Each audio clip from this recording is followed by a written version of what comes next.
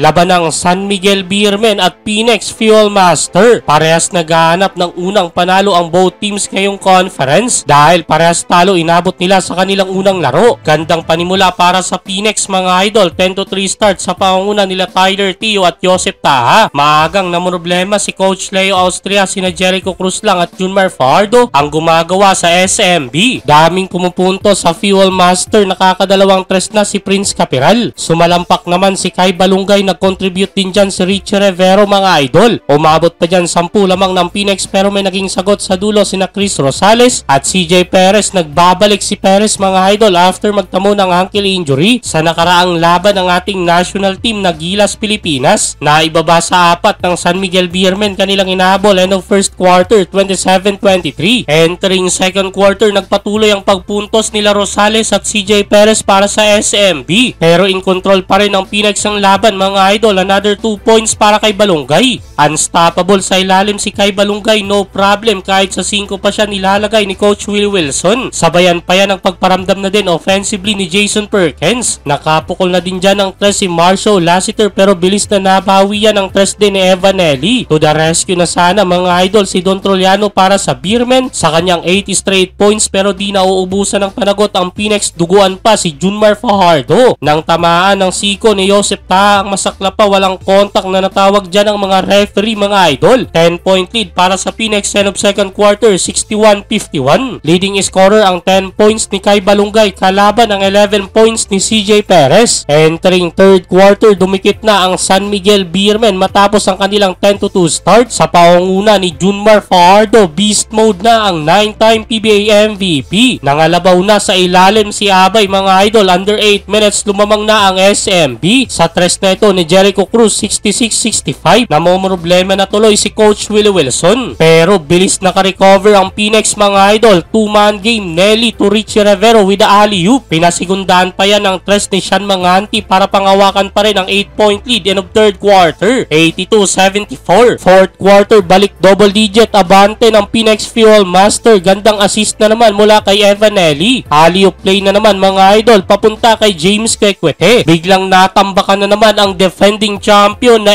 SMB. Patuloy na kinontrol ng Phoenix ang laban hanggang dulo. Anyari sa defending champion, dalawang talo na mga idol ngayong conference.